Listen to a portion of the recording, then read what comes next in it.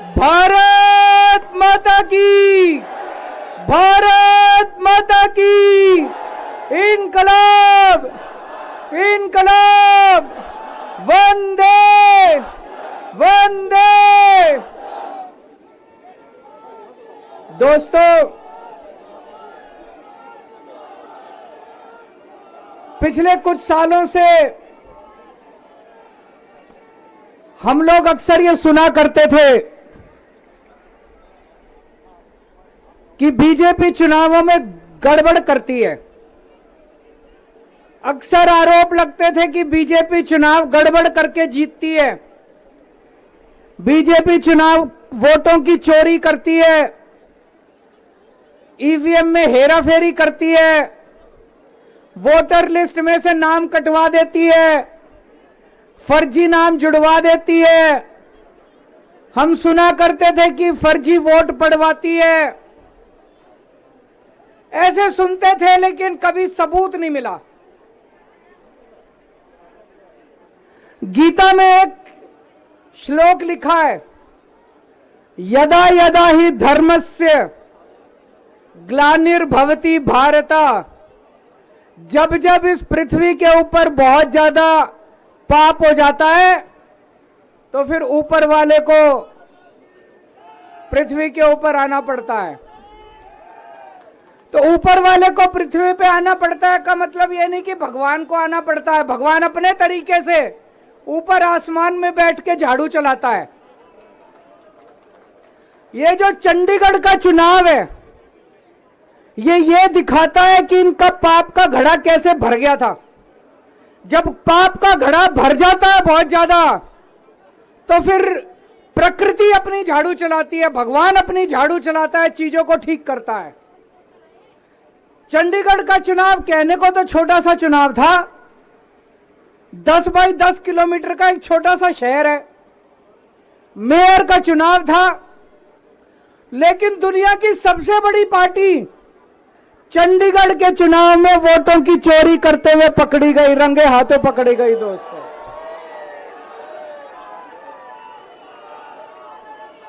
इनकी किस्मत खराब थी, इनकी किस्मत खराब थी।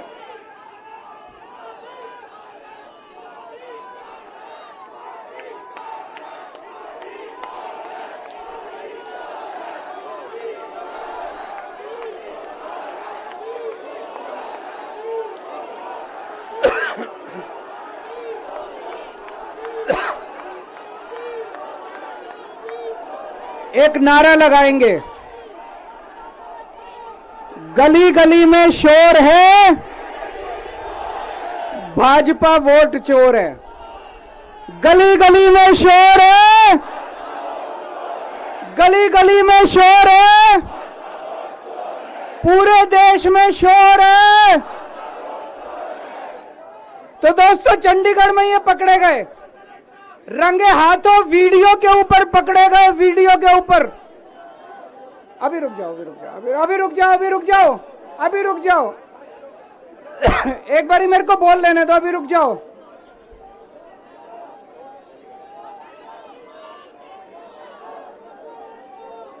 दोस्तों,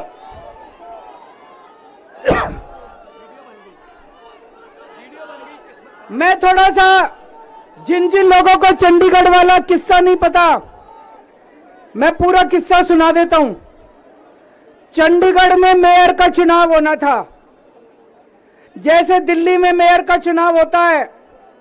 चंडीगढ़ में जो चुने हुए काउंसलर हैं, वो काउंसलर वोट डालते हैं और अपने मेयर को चुनते हैं। चंडीगढ़ में 36 मेयर हैं, 36 काउंसलर हैं। 36 में से 16 काउंसलर बीजेपी के, 20 काउंसलर इंडिया गठबंधन के। तो जाहिर तौर पे इंडिया गठबंधन का मेयर डिप्टी मेयर बनना था, इसमें कोई बहुत बड़ी बात थोड़ी थी। लेकिन इन्होंने बदमाशी क्या करी, जो चुनाव अधिकारी है, चुनाव करने वाला प्रिसाइडिंग ऑफिसर है, वो इन्होंने बीजेपी के एक कार्यकर्ता को बना दिया। अब बीजेपी का कार्यकर्ता वहां बदमाशी नहीं करेगा तो और क्या करेगा। उस बीजेपी के कार्यकर्ता ने वोट तो डलवाई, लेकिन जब काउंटिंग करने बैठा तो ये प्रैक्टिस है कि भाई सारी पार्टियों के जो एजेंट है वो सामने आके बैठते हैं और हर वोट देखा जाता है। उसने एक भी काउंटिंग एजेंट को अपने सामने नहीं बैठने दिया, सबको भगा दिया, सबको भगा दिया उसने, और उसने खुद ही काउंटिंग करी। और काउंटिंग करते टाइम उसने इंडिया गठबंधन के 8 वोट उसमें गलत सलत निशान लगा के उनको इनवैलिड कर दिया। तो हमारे 20 वोट थे, 20 में से 8 इनवैलिड कर दिए, 12 वोट पड़े हमारे, और उनके कहता है 16 वोट पड़े, सारे हमारे इनवैलिड हो गए। जैसे केवल हमारे वालों को ही वोट पे निशान लगाने नहीं आते, उनके वालों को आता है। अंदर से एक कर्मचारी ने हमें बताया है कि उनके भी 16 वोट नहीं पड़े थे, उनके 13 ही वोट पड़े थे। अब किसी को नहीं पता कितने वोट पड़े, किसी को नहीं पता किसके कितने वोट पड़े, काउंटिंग एजेंट तो था ही नहीं। और उस चुनाव अधिकारी ने नतीजे घोषित कर दिए कि बीजेपी का मेयर बन गया। उनकी किस्मत खराब थी, वहां चारों तरफ कैमरे लगे पड़े थे। उस कैमरे में वो चुनाव अधिकारी इंडिया गठबंधन के वोटों के ऊपर कांटे मारता हुआ, निशान लगाता हुआ उसके अंदर कैप्चर हो गया, उसके अंदर दिखाई दे रहा है। और ये वीडियो पूरे देश के अंदर फैल गया। अब दोस्तों, चंडीगढ़ का मेयर हमारा बनता है कि उनका बनता है, ये जरूरी नहीं है, कोई जरूरी नहीं है। हम यहां पे कोई सत्ता के लिए नहीं आए, हमारा बने। चुनाव आते जाते रहते हैं, चुनाव होते रहते हैं, पार्टियां आती जाती रहती हैं, नेता आते जाते रहते हैं। नेता आज ये कल ये, आज ये पार्टी कल ये पार्टी, आज इसका मेयर कल इसका मेयर। देश के साथ खिलवाड़ नहीं होना चाहिए, हमारे जनतंत्र के साथ खिलवाड़ नहीं होना चाहिए। इन्होंने जो चुनाव के साथ खिलवाड़ करना शुरू किया है, इन्होंने जो जनतंत्र के साथ खिलवाड़, कैमरे के अंदर पकड़े गए। अगर ये चंडीगढ़ जैसे छोटे से चुनाव में इतनी बड़ी गड़बड़ कर सकते हैं, तो जाहिर है लोकसभा के और विधानसभा के चुनाव में तो पता नहीं कितनी बड़ी गड़बड़ करते होंगे, है कि नहीं है? पूरे देश के सामने आ गया किस तरह से गड़बड़ करते हैं। इनके लिए देश जरूरी नहीं है, इनके लिए जनतंत्र जरूरी नहीं है, केवल और केवल सत्ता के लिए ये किसी भी हद तक जा सकते हैं। सत्ता के लिए देश को भी बेच सकते हैं, सत्ता के लिए देश को भी दांव पे लगा सकते हैं। दोस्तों, हम ये कभी नहीं होने देंगे। अपने देश के साथ खिलवाड़ किसी हालत में नहीं होने देंगे, अपने जनतंत्र के साथ खिलवाड़ किसी हालत में नहीं होने देंगे। आज पूरे दिल्ली से, हरियाणा से, पंजाब से इतनी जनता आ रही थी यहां पे प्रदर्शन करने के लिए, सबको रोक दिया इन्होंने। पूरी दिल्ली को छावनी बना रखा है। क्यों भाई, क्यों भाई? आप जनता को कैसे आने से रोक सकते हो?